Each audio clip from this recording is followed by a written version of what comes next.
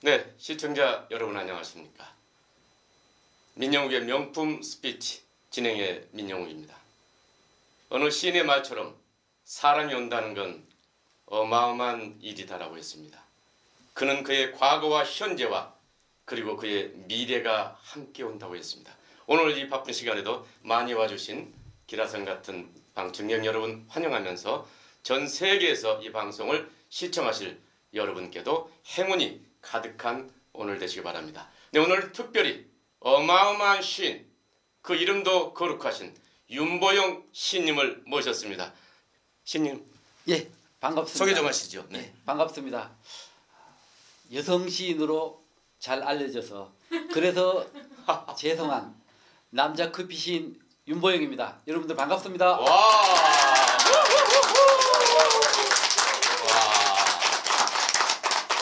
네, 그렇죠. 성함이 윤보영에서 많은 분들이 여성 시인으로 알고 있는데 그 한자 뜻이 어찌 되시는지요? 예, 한자가 보통 꽃뿌리 영자를 많이 쓰는데 저는 넓을 보자에 헤엄칠 영자. 즉 제가 이 글을 가지고 넓게 세계적으로 전 세계까지 이렇게 헤엄쳐 나간다는 그런 뜻을 가지고 제 이름을 미리 저희 아버지가 50여 년 전에 알고 지은 것 같습니다. 꽃뿌리 영자에 넓을 보자. 보통 그러니까 넓을 보자에 헤엄칠 영자. 헤엄칠 영. 네, 좋군요. 네, 좋습니다. 자, 우리 어마어마한 우리 시인님을 모셨는데요.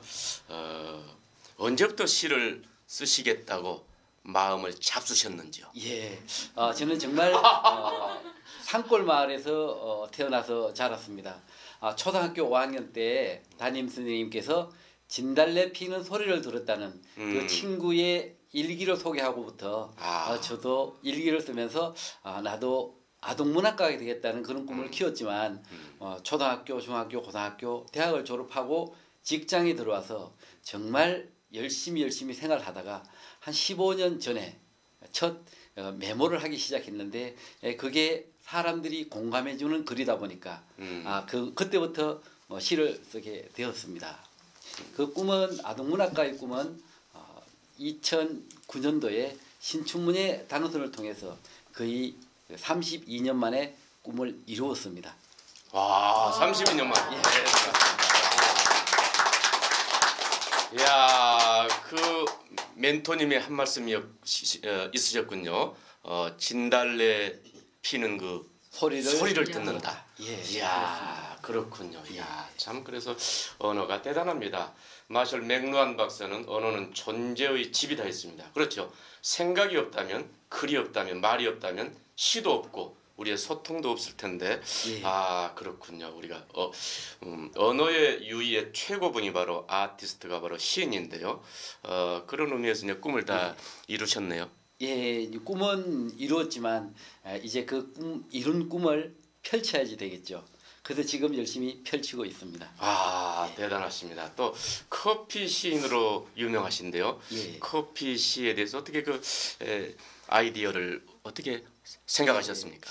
처음 제가 10년 전에 시를 발표할 때는 감성 시인으로 정말 문자 메시지 시 짧은 시를 발표를 했는데 그때는 정말 사람들이 생각지도 못했던 그런 감성시 600편을 가지고 5건의 시집을 발표를 했습니다. 하지만 지금은 감성시대입니다. 너나 할 것 없이 모든 사람들이 짧은 감성시를 쓰기 때문에 이제는 저도 감성시인에서 소토리를 부여하자 이렇게 해서 모든 사람들이 좋아하는 커피를 내용을 하는 시를 썼고 커피 시를 1년에 1300여 편 써서 5건의 시집을 발표했고 독자들이 커피 시인이라고 그렇게 붙여주었습니다. 그 커피 시인 저도 싫지 않습니다. 참 좋습니다. 야, 참고로 그러면 하루에 커피는 몇 잔 정도 드십니까? 저는 제가 쓰는 커피 시는 사실은 마시는 커피가 아니라 느끼는 커피이기 때문에 하루에 제가 많이 쓸 때는 커피 시를 20편을 쓴다든지 이렇게 하면은 실제적으로 20잔의 커피를 마시는 것 같은 같은 계기가 되는 거죠. 하지만 그 20잔의 커피는 진짜 커피를 마시면 잠도 오지 않겠지만 제가 쓰는 커피시 20편은 사람들에게 자장가 역할을 해준다는 그런 또 다른 독자들의 그 댓글로 보여준 반응이 있었습니다. 네, 그렇습니다. 그동안 우리 문단의 시가 좀 어렵다, 난해하다 그런 말들이 많이 있었는데요. 또 한편에 이렇게 감성으로서 40, 50대 여성의 심금을 울리시는데 한편에서는 또 가볍다는 말씀도 좀 비판의 말씀도 좀 들으셨을 것 같습니다. 그렇습니다.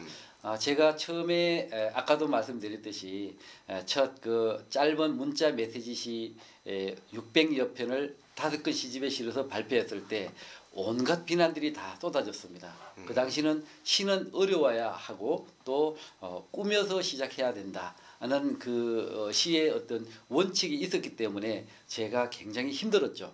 하지만 어떻게 보면은 그때 10년 전에 앞으로 10년 후에는 감성 시대고 짧은 문자 시대고 또 이렇게 소통하는 시대라는 것을 어떻게 제가 미리 예측했는지 지금 잘 맞아떨어졌는 거죠. 제가 하루에 시를 한 편 딱 발표를 했을 때 보통 몇만 명의 독자들이 읽고 제일 많이 읽은 시는 무려 영상으로 만드는 게 1000만 명 조회를 기록한 시가 영상이 와, 야, 1000만 명이면 우리 국민 5천이니까 5분의 1이 봤다는 거는 그렇죠. 그게 이제 그 휴대전화를 통해서 조회를 했기 때문에 실제적으로 휴대전화가 없는 어린아이나 어르신들을 제외한 그리고 또 학생들을 제외한 실제적으로 휴대전화를 사용하는 사람으로 보면은 1000만 명으로 나누었을 때 보통 1인당 5번 정도는 시를 받았다고 봐야 되는 거죠. 예, 그게 만약에 어려운 시였다면 누가 그렇게 공감을 하고 자기 친구들에게, 지인들에게, 가족들에게 이 시를 읽어보라고 다시 전달하는 그런 역할을 했겠습니까, 그죠? 네. 그게 바로 쉽기 때문에 가능했던 거죠. 하, 그렇군요. 예. 야, 시를 잘 쓰려면 그러면 어떻게 됩니까? 오늘 방청하신 세계 독자들에게 한 말씀 팁을 주신다면. 예, 시는요 절대적으로 시를 쓰지 않으면은 시를 쓸 수 있습니다. 시를 쓰겠다고 하는 순간 시자를 써놓고 난 뒤에 시 하다가 30분이 지나가도 시시하게 끝나는 게 시입니다. 시를 쓰는 것이 아니라 친구들과 대화하듯 문자 메시지를 보내듯 그렇게 있는 그대로 메모하고 마지막에 그래 우리 오늘 만나자 내일 만나자는 그 약속 같은 생각 한 줄을 넣어줄 때 그게 바로 시가 되는 것입니다. 아, 그렇군요. 네, 독자 여러분, 시청자 여러분, 쉽디오니. 네, 그렇습니다. 우리가 무엇부터 이제 아무리 어려운 것도 첫 걸음도 한 걸음부터입니다. 그래서 일보를 내딛는 것, 시작을 하는 것, 저희 퍼스트 무버가 되는 것이 매우 중요합니다. 누군가는 세상에 길이 없을 때 누군가는 길을 냈습니다. 그가 바로 퍼스트 무버입니다. 처음으로 발을 옮기는 그러한 여러분이 다 되시기 바랍니다. 우리 문화는 좀 체면 문화가 사뭇 강하다고 합니다. 굉장히 뭔가를 할 때 남을 의식하고 눈치를 보는 그러한 좀 소인배적인 그런 기질이 좀 그런 문화가 좀 강해요. 새해는 그런 것들을 과감하게 떨쳐버리고 이 방송을 시청하시는 여러분도 스피치의 달인이 되시고 시인의 대가가 되시고 여러분이 미완성이지만 한번 처음으로 또 SNS에 글도 올려보시고 또 시도 한번 써보시고 스피치 수강도 하시고 또 이런 아주 허벌난 나날이 계속됐으면 좋겠습니다. 네, 우리 시인님께서는 직업도 갖고 계시다고 들었습니다. 예, 네. 그렇습니다. 제가 시인이 중요할까 그리고 직장에서 직장인으로서의 역할이 중요할까 굉장히 많이 고민을 했습니다. 하지만 제가 언젠가는 직장을 퇴직을 하게 되고 저 나름대로의 어떤 역할을 해야 되기 때문에 직장에 편성한 직장을 등에 업고 직장으로 인한 그런 어떤 제 인지도가 높아지고 이런 것은 거품입니다. 그래서 제가 시인으로 활동할 때 절대적으로 직장에 대한 얘기는 직자도 안 꺼내고 있습니다. 그렇지만 저도 제가 나름대로 역할을 다하는 직장이 있고 정년퇴직까지 보장되는 직장이 있습니다. 이야, 멋지시네요. 이게 어떻게 이렇게 이야, 참 아주 도대체 알 수가 없습니다. 남들은 한 가지 하기도 바쁘다고 하는데 네, 저 시를 읽은 독자로부터 예. 받았던 인상이랄까 뭐 선물이랄까 가장 기억에 남는 게 있다면요. 예, 그 제 글을 읽고 많은 사람들이 저에게 이런 어떤 뉴스에서 인터뷰를 통해서나 그리고 직접 제 독자로서 저에게 편지를 보내거나 그리고 찾아와서 말을 하거나 하는 숱한 독자들이 많았습니다. 네. 우울증을 치료했다는 독자들은 아주 숱하게 많고 오. 또 그 암을 치료했다는 독자도 있고 네. 또 심지어 가정 생활 때문에 그 자살을 생각을 하고 유서를 써놓고 북한산을 올라가다가 우연히 제 시를 만나서 마음을 진정되고 4번을 더 왔다가 결국은 이 유서를 찢었다는 이런 그 얘기를 한 적이 있었습니다. 하지만 그보다도 정말 저에게 가슴 찡한 독자의 그 고백은 지금 1원에 가까운 되시는 안성 계시는 독자분이신데 네. 이분이 12월의 선물이라는 낭송시를 듣고 나도 저렇게 윤모영 시인처럼 시를 쓰겠다는 생각을 하고 한글도 모르고 말로만 살아온 그분이 1년 만에 한글을 독파하고 이제는 시를 쓰기 시작해서 많은 사람들이 부러워하는 그리고 시인으로서 상까지 받아가면서 시를 한 150여 편 썼고 또 금년에는 아마 시집을 내겠다는 그런 포부를 밝힌 경우가 있습니다. 즉 누구나 다 목표를 가지고 그런 목표를 이행을 하기 위해서 노력을 하는데 그 목표 설정에 제 글이 도움이 됐다는 것 그리고 평생을 한글도 모르시는 분이 저렇게 내가 윤보영 시인처럼 나도 사람들을 감동시키는 시를 쓰겠다는 생각으로 그와 같이 한글을 마스터하고 또 시를 쓴다는 그 독자의 고백이 저에게는 큰 선물이라고 생각을 합니다. 네, 그렇습니다. 그렇습니다. 이 방송이 바로 민영의 명품 스피치, 바로 이 JBS 공감 방송입니다. 그렇죠. 시는 곧 공감이죠. 그렇습니다. 공감. 예. 공감은 글자 그대로 마음, 감성, 마음을 나누는 건데요. 예. 공유하는 건데 스피치도 역시 공유가 대단히 중요한데 일맥상통하는 것 같습니다. 강의도 많이 하신다고 지금 뭐 12월 1월인데도 스케줄이 빡빡하다고. 지금 네, 1월인데도 뭐 이미 4월까지 계획이 짜져 있고 한데 사실은 제가 정년퇴직 10년을 앞둔 시점에서 정년퇴직하고 내가 무엇을 할 건가를 진단을 해봤습니다. 근데 그 당시 제가 업무적인 일로 각 곳곳에 다니면서 강의는 한두 번 한 적이 있었는데 첫 강의가 아마 한 2011년도 종로구청에서 300명 대상으로 해서 업무적인 강의를 했는데 무슨 말을 했는지 그리고 또 어떤 행동으로 어떻게 표현을 했는지도 하나도 기억나지 않을 정도로 외운 것을 가서 외운 대로 얘기만 하고 내려왔던 그런 기억이 있었습니다.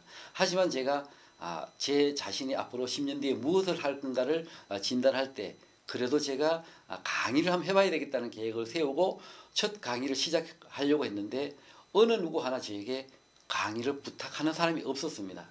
그래서 제가 처음에 강의를 시작한 게 바로 초등학교 교장 선생님 20여 분에게 직접 편지를 썼습니다. 자필로. 내가 이와 같이 신춘문예에 당선했고 또 시집도 10권 정도 냈고 이와 같이 내가 동시로 당선을 했으니 만약에 저에게 강의를 요청을 해준다면 제가 무료로 가서 강의를 해드리겠습니다. 그것뿐만 아니라 전교생이면 전교생에게 한 학년이면 한 학년, 한 반이면 한 반에게 선물까지 드리면서 강의를 해주겠습니다.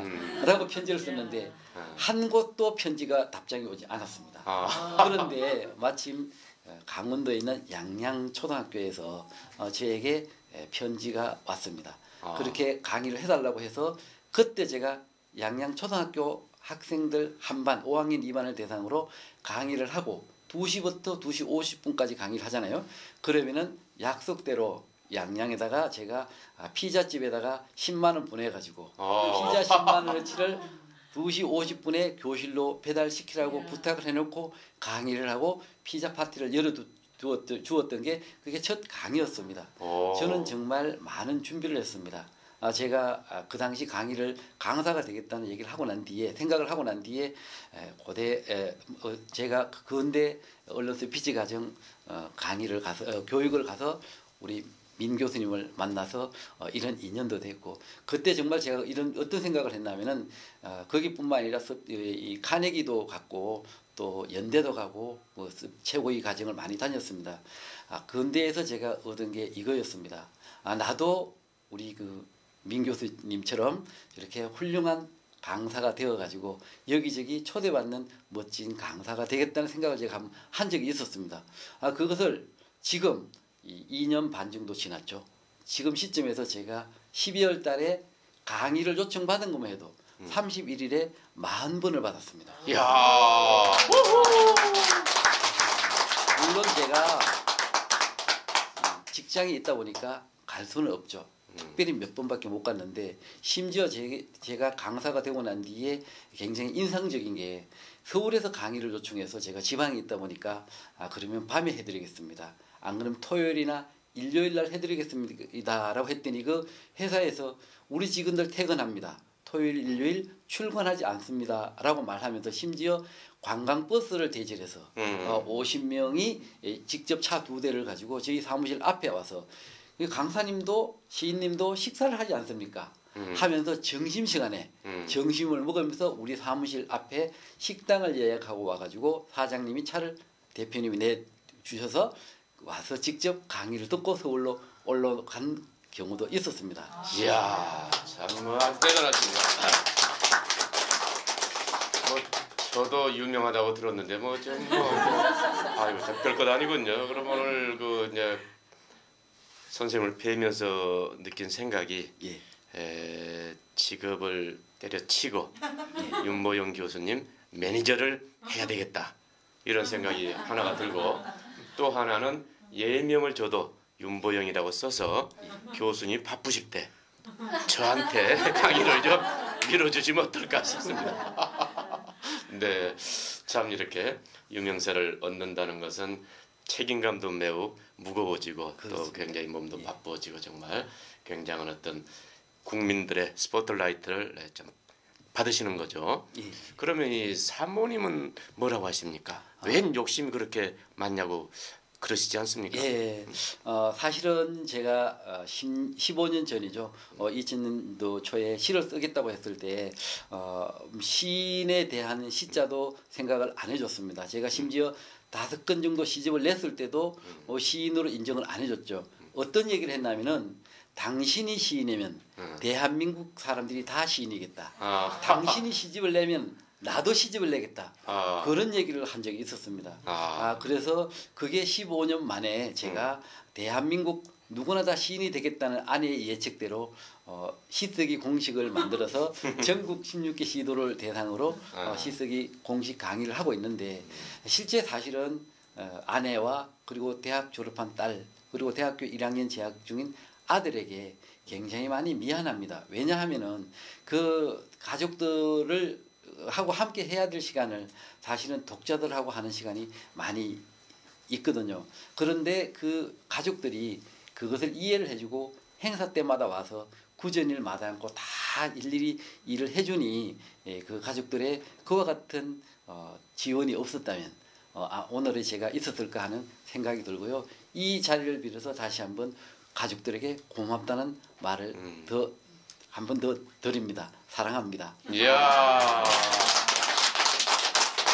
네, 이 방송을 시청하시는 사모님 용서해 주시기 바랍니다. 참으로 멋지신 분입니다. 그래도 이제 시 속에 자주 여인들이 등장하는데 그 상대가 뭐 사모님이시겠죠? 사실은 제가 사랑에 대한 시나 그리움에 대한 시를 많이 씁니다. 그러다 보니까 독자들이 여성 독자도 있을 수 있고 그 여성 독자가 심지어 저희 시골집 고향 마을에 와서 시골집에 있는 고향 마을에 와서 집집마다 다니면서 윤보영 시인의 어릴 때 사귀던 사람이 누구냐라고 묻고 다닌 적이 있었습니다. 결국은 찾지 못했는데 저에게 와가지고 그것을 못 찾았다 했을 때 제가 얘기했죠. 그 시 속의 주인공은 비밀입니다. 네, 비밀입니다. 끝까지 무덤 속까지 비밀입니다. 자, 그걸 한번 하면서 오늘 이렇게 또 귀한 시간 나오셨으니까 한 3분에서 5분 정도 예. 시 쓰는 방법에 대한 예. 노하우를 잠깐 말씀해 주시기 바랍니다. 네. 예. 지금은 감성 시대입니다. 감성 시대에 중요한 역할을 하는 게 시라고 봅니다. 감성 시는 짧은 시가 긴 시만큼 긴 여운으로 감동을 주게 됩니다. 그래서 저는 감성 시 중에 한번 웃고 마는 그런 시도 있을 수 있고 또 웃으면서 그 웃음이 가슴 속에 담기는 시로 연기될 수도 있는 감동으로 이어질 수 있는 시도 있습니다. 저는 그 두 번째인 읽고 웃으면서 가슴에 감동으로 남는 그런 감성시를 쓰는 방법에 대해서 여러분들에게 잠깐 소개를 해드리겠습니다. 사실은 제가 3,000여 편의 시를 썼을 때 여기저기서 강의 요청을 와가지고 강의 자료를 만들면서 제 글을 분석해 보니까 특정한 법칙이 있었습니다. 그게 윤보영 시인의 시쓰기 공식 10가지를 만들어서 지금 강의를 하고 있는데 그 공식에 제가 발표한 시의 90%가 첫 번째 공식입니다. 즉 있는 그대로 펼쳐놓고 마지막에 생각 한 줄 넣는 것. 그게 제 시쓰기 공식의 첫 번째 공식입니다. 예를 들면 이렇습니다. 텃밭이라는 시가 있으면요. 텃밭 윤보영. 마음 한자리에 텃밭을 읽었지요. 사람들이야 고추며 상추를 심겠지만 나는 그대를 심겠습니다. 와우. 만약에 여기서 고추며 상추를 심겠지만 나는 가지와 오이를 심겠습니다. 라고 했다면 이건 너무나 당연한 거지 않습니까? 그죠? 근데 거기다가 오이와 상추를 심는 것이 아니라 오히려 그대 생각을 심는다. 그대를 심는다고 탁 치고 나갔기 때문에 그 시가 살게 되는 거죠. 이 마지막 한 줄은 당연한 것을 당연하지 않게 가야지 합니다. 그래야지 사는 거지 당연한 것을 당연하게 갈 때는 시는 죽게 됩니다. 그래서 우리가 나중에 또 기회가 되면 한번 10가지 공식을 소개할 그럴 어떤 계기가 만들어 보겠습니다만 꼭 하나 부탁드리고 싶은 것은 아까도 말씀드렸듯이 시를 쓰는 것이 아니라 있는 그대로 친구에게 얘기하듯 메모하고 마지막에 생각 한 줄을 당연하지 않게 메모하는 그게 시쓰기 공식입니다. 그 시쓰기 공식을 적용하면 여러분들은 당장 내일부터 시인이 될 수 있습니다. 와. 네. 자, 시쓰기 공식 잘 들었습니다. 네, 그렇죠. 앞으로 이제 하실 일이 많으실 텐데요. 예. 시인과 강사라는 두 직업 중에 어느 직업이 더 중요하다고 생각하십니까? 시인과 강사는요. 저에게 있어서는 둘 다 보완의 관계입니다. 시인으로서 인지도를 높이고 그 높은 인지도를 또 강사로서 다시 독자들에게 돌려주고 이렇게 보완되어야 하지 하나가 더 중요하다고 해서 하나를 버릴 수 있는 것은 없습니다. 왜냐하면 제가 강사가 우리나라 3대 강사가 되겠다는 그런 목표를 세웠을 때 그 평가를 할 때 그 자체가 이미 시인이 바탕이 되었기 때문에 둘 다 중요합니다. 그리고 제가 정년퇴직을 하는 5년 후가 되면은 우리나라 3대 강사가 되어 있을 겁니다. 목표는 이루라고 있습니다. 저는 이루기 위해서 그 목표를 설정하고 지금 열심히 진행을 하고 있는데 지금 한 5년 정도 지나오고 나서 보니까 1년 반은 단축을 시켰습니다. 가능합니다. 예. 네. 네, 아주 말씀이 아주 구수하고 참 좋습니다. 지금 제가 진행하고 있는 예. 고려대 예. 명품 스피치 과정에서 제가 함께, 특강 특강 교수로 이렇게 좀 수업을 해주시는데 예. 고려대 많은 분들이 5, 60명의 많은 분들이 오십니다. 예. 그곳 과정에서 느끼셨던 것은 어떤 것인지요? 말하는 것도 물론 중요합니다. 그러나 그 스피치에 대한 것은 어디서든 배울 수 있습니다. 하지만 고대 스피치 그 과정을 저도 특강을 하면서 느꼈던 게 이렇게 소통도 필요하구나. 그리고 서로 교류도 필요하구나. 그리고 말하는 법을 실제적으로 이 동료들에게 실습을 할 수 있고 또 동료들의 많이 어울림 속에서 장점을 찾아서 그걸 내과시키는 이런 과정도 필요하구나. 그런 생각을 했습니다.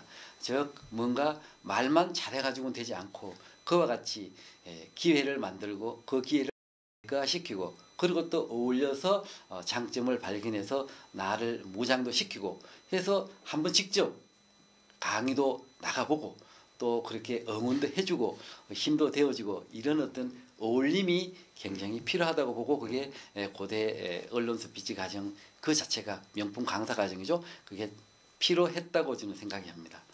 네.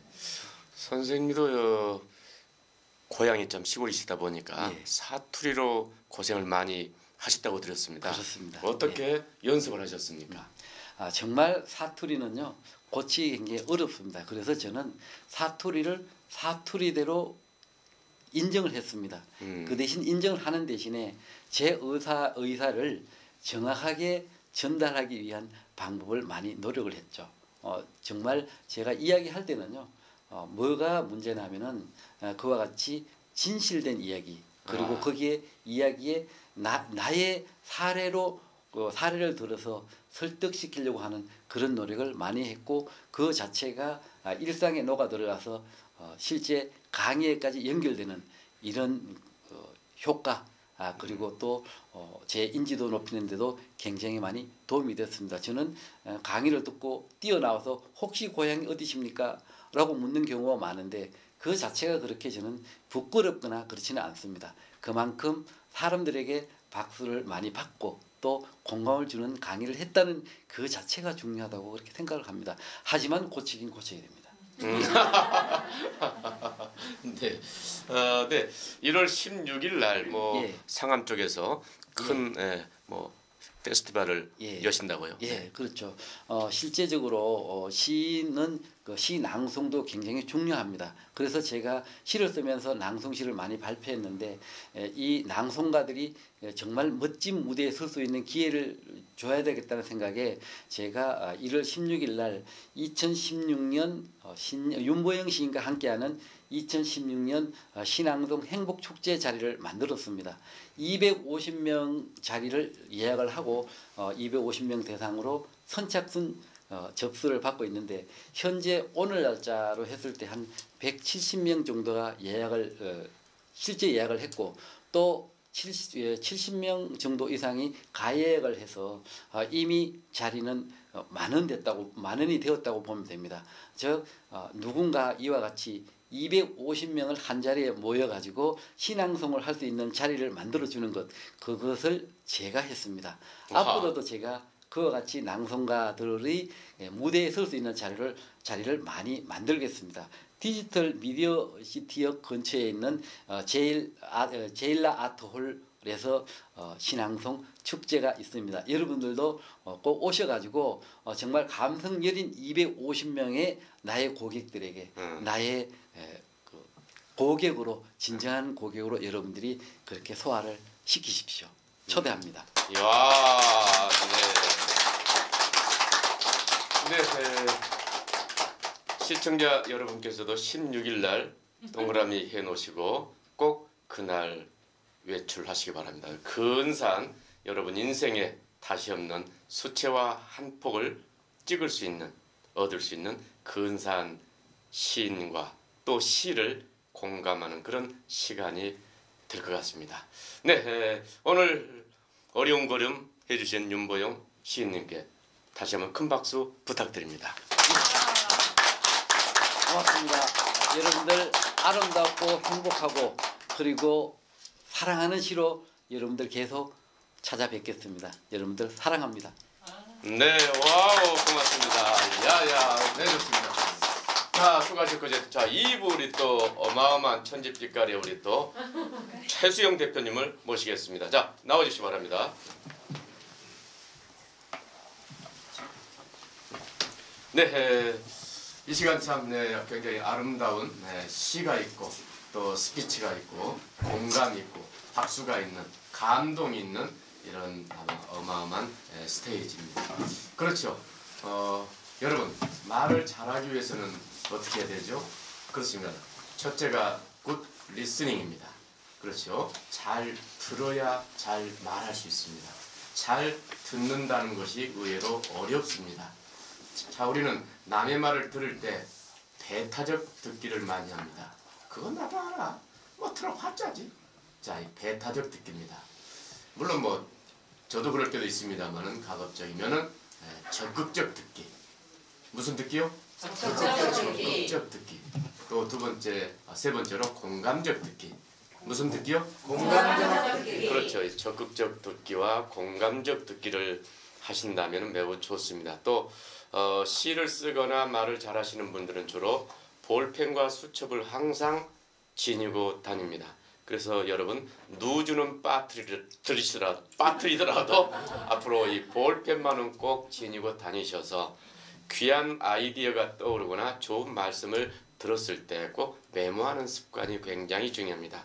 우리 한국은 조선시대 520년간의 왕의 일거수일투족을 다 기록으로 남겨서 세계 유네스코 문화 기록 유산으로 등재가 되어 있습니다. 이것은 세계 200여 국가에 어느 나라에도 없는 한국 조선만이 지녔던 어마어마한 기록의 자산입니다. 자, 오늘 스피치를 잘 하시려면 뭐 하라고요?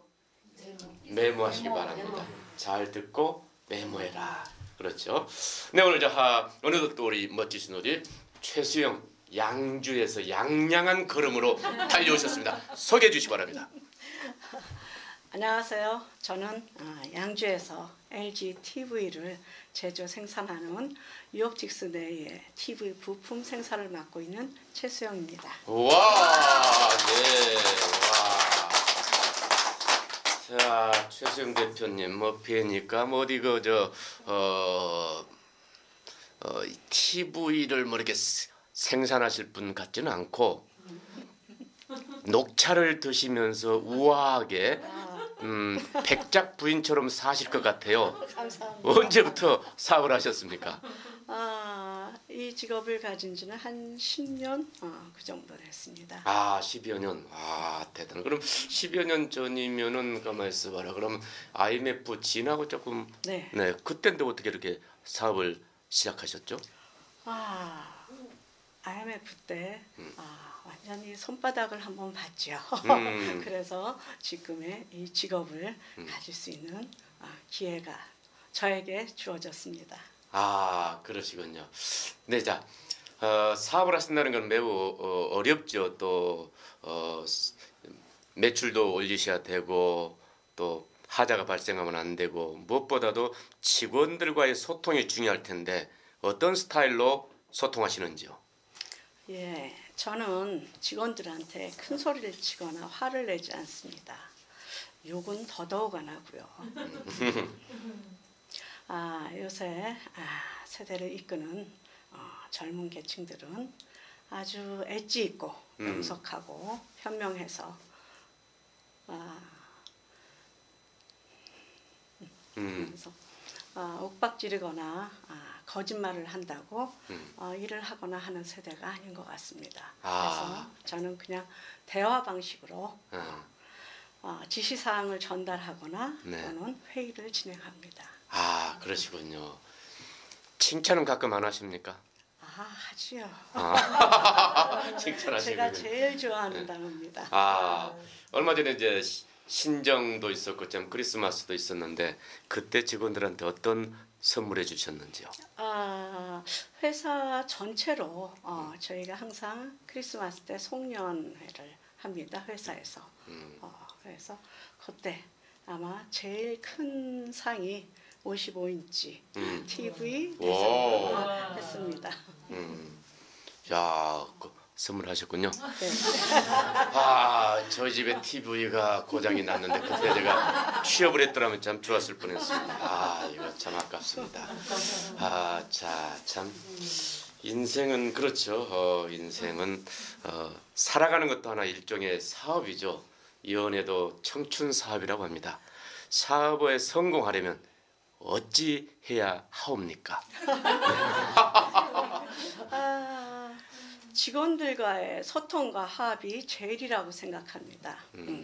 그들과 소통이 된다면 현재 문제점을 공유해서 좀 더 바람직한 그런 결과로 더 더 나은 비전을 가질 수 있다고 생각됩니다. 그러시군요. 네. 남편 되시는 분하고 이 로맨스는 어떻게 하셨어요? 사랑은? 그렇게 말씀하시니까 옛날 생각이 주마등처럼 스치네요. 저희 남편은 저희 둘째 오빠하고 한 회사 한 부서에서 같이 근무를 했었던 사람입니다. 근데 저는 하나도 기억이 없습니다. 아하. 그 사람은 오빠하고 같이 제가 아주 어렸을 때부터 저희 집을 놀러 오곤 했다고 했는데 저는 전혀 기억이 없어요. 하물며 제가 20살 땐가 외출을 하려고 집 앞에 있었는데 저한테 말을 걸고 어디 가냐 태워다 주겠다 라는 말을 했답니다. 근데 저는 전혀 기억이 없는데 그 사람은 그때 저를 보고 너는 내 거야 찍었다 합니다. 근데 기억이 없을 수밖에 없는 게 뭐냐면 저희 남편하고 저하고는 11년 타월이집니다. 이렇게 듣고 보니 상당한 굉장히 아주 이쁜 도둑놈이죠. 야, 11년 그 참, 근데 좀 나이 차이가 좀 있으시네요. 네. 그 도둑놈이 어떻게 프로포즈했습니까? 글쎄 처음에는 어느 정도 지나고 나서 보니 저희 오빠하고 우리 이쁜 도둑놈하고 외제 형님을 하고 다니더라고요. 그러다가 전혀 관심이 없었는데 뭐 신발을 사러 간다 하면은 명동에 그 신발 가게 가서 같은 디자인의 다른 색상을 다 사줍니다. 머플러를 사러 나간다 하면 명동에 나가서 그 집에 완전히 다른 디자인을 전부 다 뽑아서 한 보따리를 남깁니다. 그런 식으로 한 1년여를 지나다 보니 어느 틈엔가 두 사람의 말과 같이 매제 형님으로 저는 이미 되고 있었더라고요. 그래서 그 사람이 지나고 보니까 지금 이 자리에서 이 질문을 받고 보니 도둑놈이었긴 하지만 그래도 과히 나쁘지 않았다. 그리고 아주 살면서 상당히 편하게 해줬습니다. 그래서 제가 그 사람한테 칭하는 애칭이 있습니다. 편해서 세상에서 가장 좋은 사람이라고 합니다. 그래서 지금도 항상 감사하고 고맙게 생각합니다. 여보, 그동안 고마웠습니다. 이야, 멋지십니다. 대박입니다, 대박. 야, 참 멋지시고. 여보라는 말이 오늘처럼 이렇게 절절하게 참 다가오기는 또. 저도 처음 해봤습니다. 정말로. 이때까지 자기야라는 얘기를 항상 썼지 여보라는 얘기를 한 번도 못 해봤어요. 그 얘기가 왜 이렇게 쑥스럽고 안 나오는지 정말로 제 평생에 지금 처음 한 것 같습니다. 우리 민 교수님이 저 오늘 여기서 이거 질문해 주시길 너무 잘하셨어요. 그러니까 엄청나죠. 네, 우리 우리 대표님과의 인연은 우리 고려대가 맺어줬죠. 네. 고려대 명강사 과정 2기셨죠? 네. 2기로 우수한 성적으로 수료를 하셨는데 그 과정에서 느끼셨던 게 무엇이었습니까? 저는 이때까지 막연히 말을 좀 잘해서 좀 있어 보이는 여자가로 보이고 싶었고 또는 구수하고 좀 즐거운 그런 입담으로 주변의 사람들과 좋은 만남의 장을 열었으면 좋겠다라는 생각도 했었습니다. 근데 요새 말로 제가 지르는 걸 잘 못합니다. 그러다 보니 무엇을 배우고 싶은데 잘 못하면 어쩔까 하는 그런 두려움 때문에 올 봄에는 시작해야지라고 했다가 올 여름에는 더우니까 가을부터 시작하자. 했다가 또 못하고 네. 겨울은 추우니까 또 12월에는 행사도 많고 그러니 못하고 내년 봄부터는 꼭 시작해야지 하면서 아무것도 못하고 12년을 제자리 걸음을 한 게 있습니다. 그런데 지금 저를 보십시오. 제가 고려대에 와서 지금 이 생방송을 하고 있습니다. 와. 여러분들도 묻지도 말고 따지지도 말고 한번 와 보십시오. 아마 또 다른 별천지가 보이실 겁니다. 와, 고맙습니다. 이 말씀 오늘 너무 잘하시네요. 너무 잘하셔고 한 번도 연습도 같이 안 했는데 이렇게 잘할 수가. 저 많이 역시, 지금 떨려요. 진짜 잘 못해요. 과거에 좀 듣자니 울렁증도 좀 있으셨다고 들었는데. 예. 네, 어떻게 극복하셨어요? 지금도 울렁증이 있습니다. 있는데 제 나이에 한 40 정도 되니 지역사회에서 조금 바깥으로 나가서 행사나 그런 거에 좀 참석할 일이 가끔씩 생기더라고요. 그래서 나가긴 나가야 되겠는데 도저히 할 수가 없더라고요. 누구 말 맞다나 조금 높으신 분이 아는 척을 할까봐 그야말로 눈높이하고 화장실로 나가서 숨고 했었습니다. 그래서 이거를 없애기 위해서 어떻게 할까라는 생각을 했었는데 저는 그때 큰 거울을 놓고 저 혼자서 안녕하십니까 안녕하세요 하면서 악수를 하는 그런 거를 저 혼자 많이 연습을 했습니다. 그리고 일단 제가 좀 너무 깍듯하면 안 될 것 같아서 제가 학교를 법학과를 졸업을 했기 때문에 남자 친구들이 많습니다. 전부 다 남자고 제 여자는 별로 없습니다. 그러다 보니 그네들한테 근데 남자들은 좀 나이 차이가 있지 않습니까? 군에 갔다 와서 복학하니까 그네들한테 말을 다 놔버렸습니다.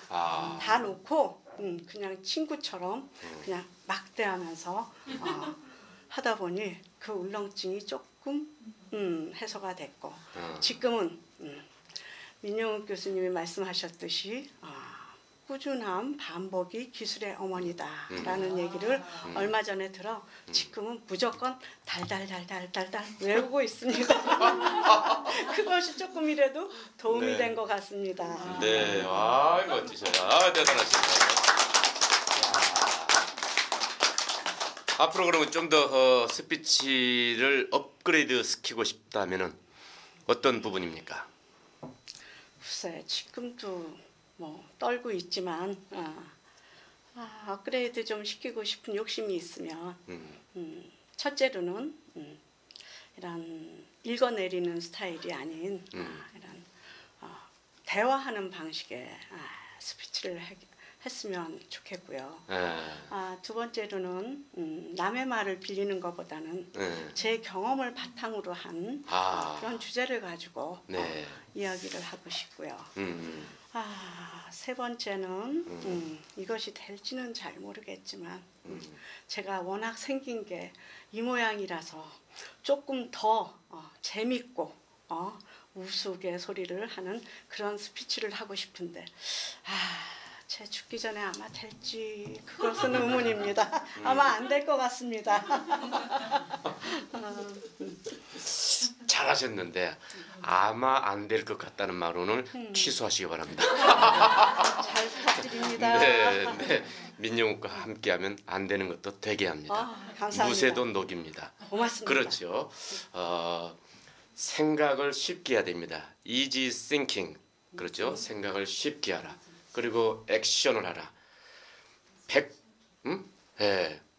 그렇죠. 뭐 수백 가지의 생각보다도 지식보다도 더 중요한 것이 행동이고 액션이에요. 그래서 많은 사람들이 공부를 천지빛가리로 하시는데 문제는 마음의 근력이 약하다는 거예요. 자, 그래서 저는 30년 전부터 우리 한국 사람들이 마음의 근력을 키워야 한다라고 고민을 했고 생각을 많이 했습니다. 아주 오래전에 이시영 박사라는 분이 배짱으로 삽시다라는 서적을 쓰셨어요. 그 책의 제목을 듣고 저는 굉장히 쇼킹했습니다. 책 제목에도 어떻게 이렇게 배짱으로 삽시다라는 직설적인 화법을 쓸 수가 있나. 읽어보니까 제가 생각했던 내용이 그대로 있어요. 우리는 너의 남의 눈치를 본다 이거야. 너의 인생을 사는데 왜 이렇게 눈치를 보냐 이거야. 별것도 아닌 건데 너무 그걸 가지고 고민들을 하더라 이거야. 아, 나랑 어쩜 왜 똑같은 생각을 하고 있느냐. 우리가 좀 더 대범해져야 된다. 좀 더 대범해져야 된다. 다만 남한테 피해는 주지 말아야 되겠죠. 그 안에서 내가 충분히 나의 개성을 드러낼 정도의 당당함과 자신감을 가져야 된다는 것이죠. 스피치의 핵심은 바로 그것입니다. 대중 앞에서 우리가 앉아서 말 잘하는 것도 중요하지만은 서서 대중 앞에서 기회가 왔을 때 여러분의 갈고 닦은 실력을 보여주는 것, 그것이 바로 스피치의 핵심이 아닌가 생각합니다. 네, 본인은 어때요? 운이 좋다고 생각하십니까? 별로라고 생각하십니까? 그 얘기 물어봐 주시기 바랐습니다. 저는 아주 운이 좋다고 생각합니다. 제가 이때까지 살면서 수많은 분들과 좋은 인연을 맺었으나 저한테 운이 참으로 좋은 여자다라는 것을 생각해 준 3명의 지인이 있습니다. 그중 한 명은 제 20대에서 40대에 힘들고 어려웠었던 짐을 같이 져줘서 오늘날 제가 이 자리에 이렇게 앉을 수 있게끔 해준 그 친구가 고마웠었고요. 두 번째로는 제가 한 7년 전에 한번 가장 어려웠었던 적이 있습니다. 그때 지금의 제 일을 할 수 있게끔 도와준 그런 지인이 계셔서 지금도 감사하고 항상 고마워하는 그런 마음이 있어 운이 좋았다 생각하고요. 그리고 마지막으로는 제가 고려대에 와서 민영욱 교수님을 만나 노년을 엣지 있고 깊이 있는 그런 뿌듯한 인생을 살 수 있을 것 같아 운이 좋다라는 생각을 하게 되었습니다.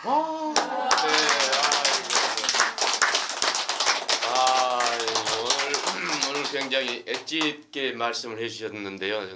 놀랍습니다. 혹시 뭐 술 안 드셨죠?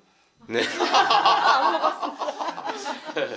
여담입니다만은 우리나라 운전 면허의 5%에서 20%가 음주 면허라고 합니다. 또 떨린다고 술 한 잔씩 먹고 가서 시험을 본다고 그래요. 참 그렇죠. 네, 오늘 정말 말씀 잘해주셨고요. 이 앞에 좀 서보니까 힘드시죠? 네. 앉아보시니까 예, 힘드시죠? 그렇습니다. 네, 그렇습니다. 오늘 아주 잘해주셨고요. 네. 끝으로 우리 시청자 여러분께 하시고 싶으신 말씀 부탁드립니다. 시도하지 않으면 얻는 것도 없다. 성공은 시작한 사람의 선물이다라는 얘기가 있습니다. 여러분도 도전해 보십시오. 무궁무진한 것을 얻고 성공이라는 선물을 꼭 받으실 겁니다. 소심하고 월나게 복이 많은 최수영 몸짱, 얼짱, 마음짱인 최수영이었습니다. 감사합니다.